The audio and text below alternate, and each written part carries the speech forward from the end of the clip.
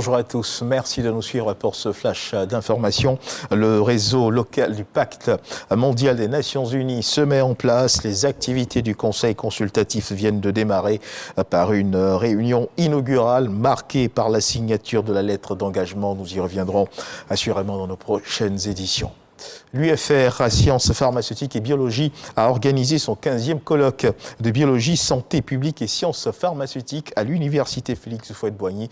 L'objectif est bien sûr de créer un cadre d'échange et de renforcement des capacités sur les travaux scientifiques concernant des problèmes majeurs de santé publique, notamment les aspects socio-économiques et la prise en charge des maladies non transmissibles. Ce 15e colloque s'est déroulé en présence de plusieurs enseignants, chercheurs et des professionnels de la santé. Reportage Chris Diomandé, Jean-Marc Djadji. Selon l'Organisation mondiale de la santé, OMS, les maladies non transmissibles sont à l'origine de 41 millions de décès chaque année, soit 74% de l'ensemble des décès dans le monde. La majorité de ces décès surviennent dans les pays à revenus faibles ou intermédiaires. La Côte d'Ivoire n'est pas épargnée et les aspects socio-économiques liés à ces maladies sont nombreuses et complexes.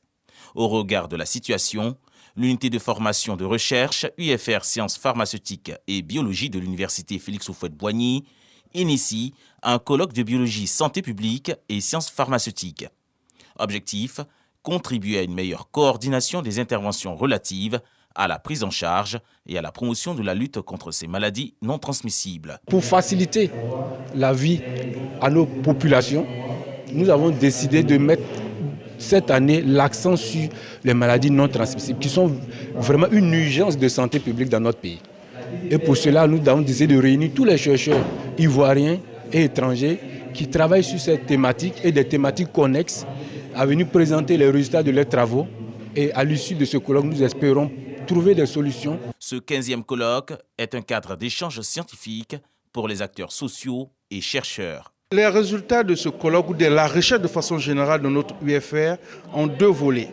Soit ça peut servir de disposition de recommandations aux autorités sanitaires, même gouvernementales, pour la prise de décisions justes.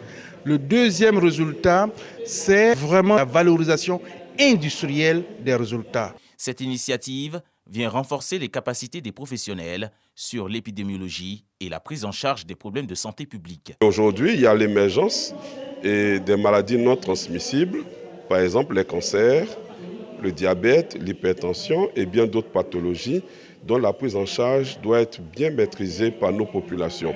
Après ces échanges, nous pensons que nous sommes bien outillés pour aborder cette prise en charge de manière efficiente. Ce sont au total 200 enseignants-chercheurs, organisations gouvernementales et non gouvernementales et professionnels de la santé qui ont pris part à ce colloque autour du thème « Maladies non transmissibles, aspects socio-économiques et prise en charge ».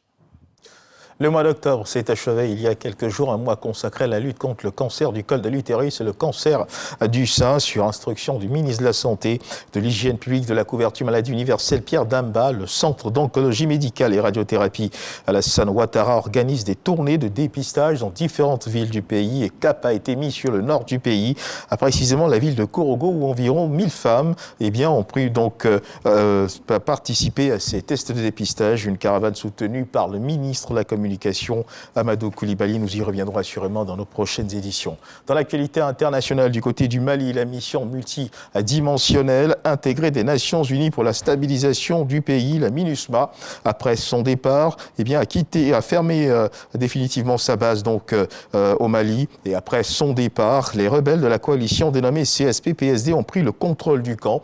Et le chemin du retour vers le sud du pays semble parsemé d'embûches. Un troisième véhicule de la MINUSMA a sauté sur une mine en 24 heures. C'est le troisième véhicule du convoi terrestre de la MINUSMA qui saute donc sur une mine entre Kidal et Gao. Notons qu'au moins 3 soldats de la paix ont été grièvement blessés. Ils ont été évacués. Toujours dans l'actualité internationale du côté du Moyen-Orient, un conflit israélo-palestinien. L'armée israélienne a annoncé ce jeudi, donc dans la matinée, avoir tué des dizaines de membres du Hamas lors des combats.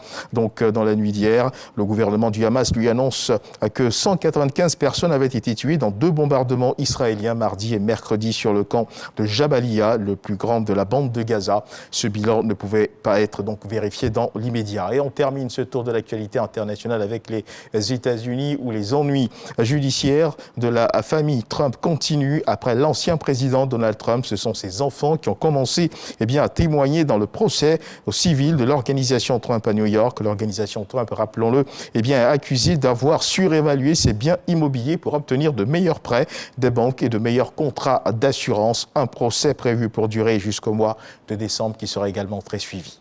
Voilà qui marque la fin de ce flash d'information. Merci de nous avoir suivis. Je vous retrouve à 13h pour le journal.